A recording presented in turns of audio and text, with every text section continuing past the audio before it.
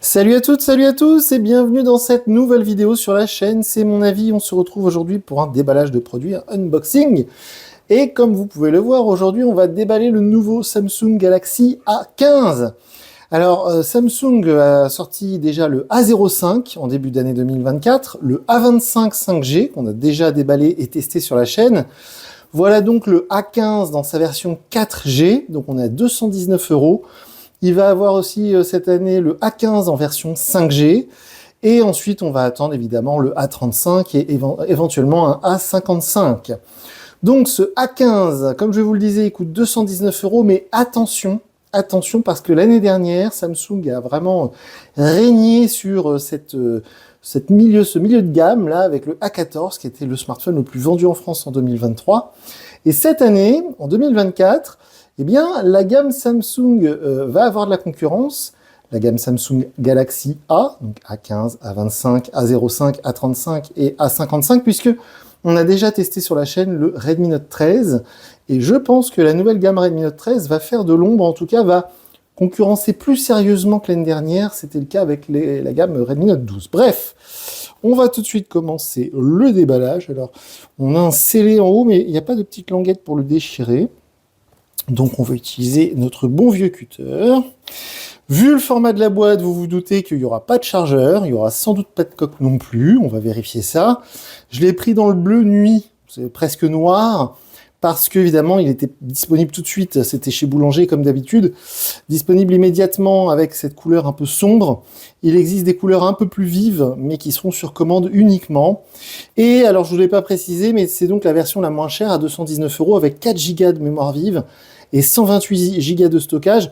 Je vous parlais de la gamme Xiaomi Redmi Note 13 parce que le Redmi Note 13 4G, qui est en concurrence directe avec ce Galaxy A15, le Redmi Note 13 4G, on le trouve vers les 220 € sur Amazon, et il aura 6 ou 8 Go de RAM.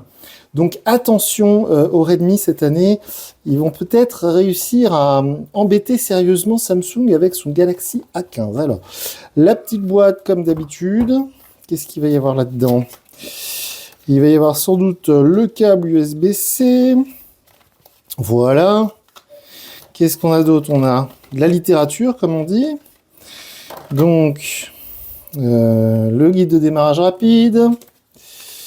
Qu'est-ce qu'on a ici ? Toutes les informations de sécurité. Rien de bien intéressant. Donc, j'enregistre. J'allais dire je capte. J'enregistre cette vidéo, évidemment en 4K 60 images secondes comme depuis toujours quasiment, mais avec le Samsung Galaxy S24 Ultra évidemment, depuis quelques semaines. C'est mon téléphone perso, et c'est aussi le téléphone avec lequel on filme nos vidéos. Donc vous avez vu cette mise au point magnifique sur le S24 Ultra.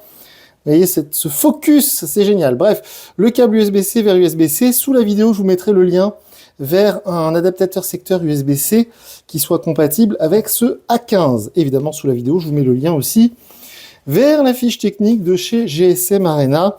On a le petit outil pour sortir le tiroir SIM ici, le smartphone en lui-même. Alors, en plus de ça, je vous parlais du Redmi Note 13 qui est en concurrence. Le Redmi Note 13, il va proposer plus de mémoire vive, comme je vous le disais. Là, on n'a que 4 Go de mémoire vive ici. Il va y avoir le chargeur à la coque offerte, et en plus de ça, il est plus léger, parce que ce A15, il est assez lourd, on est vers les 200 grammes. Par contre, ce qui est très cool par rapport au A14 de l'année dernière, c'est que on dirait qu'il est en verre. La finition a changé, l'année dernière, on était sur du tout plastique. Là, c'est très joli. C'est une finition assez premium, on dirait du verre, c'est très très beau. Avec donc la face avant, bon, évidemment, qui est en espèce de verre également, mais alors l'arrière, waouh, c'est très joli. Avec la signature visuelle depuis maintenant quelques années des Samsung avec ce triple capteur. Le bouton Power qui va faire office de lecteur d'empreintes. Comme souvent chez Samsung, on a ces petits plastiques de protection tout autour du téléphone. Il n'y a que eux qui font ça, plus personne ne fait ça. La prise USB-C, le haut-parleur, c'est drôle parce que le haut-parleur en bâton comme ça, c'est comme sur le S24 Ultra, alors que l'année dernière c'était des petits trous. La prise jack, le micro... Qu'est-ce qu'on va avoir ici ? Bon, la protection qu'on va enlever justement en plastique. Voilà. On a le tiroir SIM, si le focus il veut bien se faire, le tiroir SIM. Et en haut, uniquement le micro d'ambiance. Alors, on va allumer le smartphone. Gros avantage de Samsung par rapport à Xiaomi sur la gamme Redmi Note 13, c'est que les nouveaux Samsung, donc tous ceux qui sortent depuis 2024, le A05, le A15, le A25, le A35 et sans doute aussi le A55, ils sont tous Android 14. Donc c'est la toute dernière version d'Android qui équipe tous ces Samsung avec l'excellente interface One UI 6.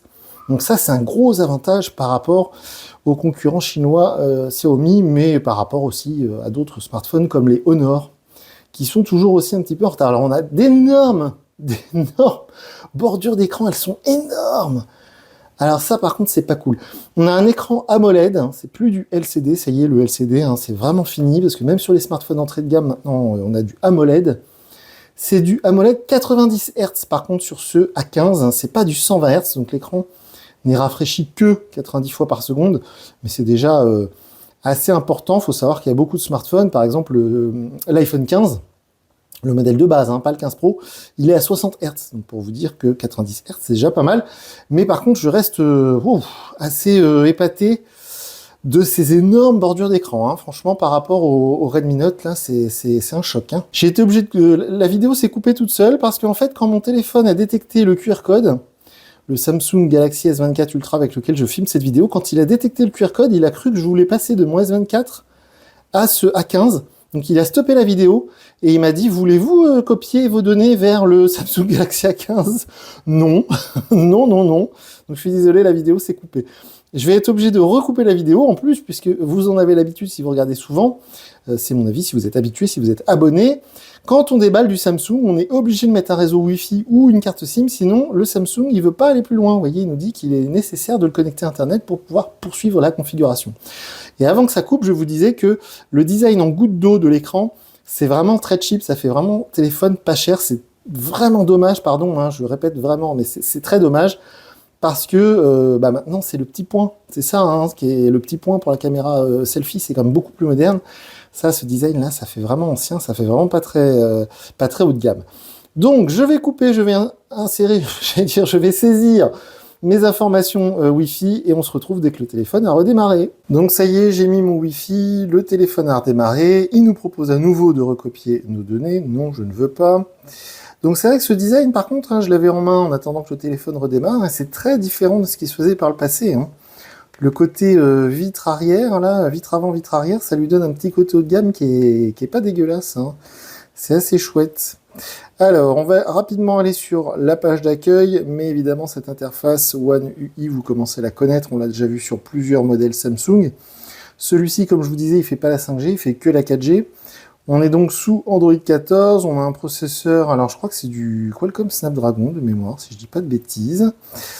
Donc tout ça on le fera plus tard, ignorez quand même. Avec donc 4 Go de RAM, c'est ça moi que je voudrais évidemment tester. Ce que je vais tester, c'est l'autonomie, c'est la qualité des photos, et donc les performances, parce que ça m'inquiète un petit peu d'avoir seulement, entre guillemets, seulement 4 Go de mémoire vive sur un smartphone moderne avec une interface One UI, et avec Android 14, on va voir ce que ça donne. Bon, j'aimerais bien qu'il nous lâche la grappe un peu, Samsung, là, il nous demande beaucoup de choses. Allez, ok, ça y est, c'est terminé, nous voilà sur la page d'accueil. J'avais pas pensé au fait que quand je filme un déballage de Samsung avec mon Samsung, ça me propose de migrer mes données vers le smartphone qu'on est en train de déballer. J'avais jamais eu le cas de figure, donc au moins maintenant je l'ai appris. Donc, nous voilà sur la page d'accueil. On va aller rapidement voir au niveau de la version logicielle, mais normalement, il n'y a pas de surprise. On est bien... Où est-ce que ça va être? Non, c'est pas ça que je veux faire. Ok, il n'y a pas de mise à jour de dispo. À propos du téléphone. A15, on est d'accord. Information sur le logiciel, on est bien Android 14, version One UI 6. Donc je vais mettre mes applications, ma carte SIM, mes réseaux sociaux, je vais emmener le téléphone partout avec moi pour tester donc son autonomie, la qualité des photos, les performances au quotidien. D'ici quelques jours, je viendrai en vidéo vous dire ce que je pense de ce nouveau Samsung Galaxy A15.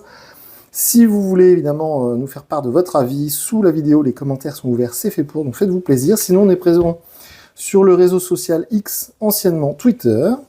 Et moi, du coup, je vous dis à très bientôt pour une nouvelle vidéo sur la chaîne. Salut!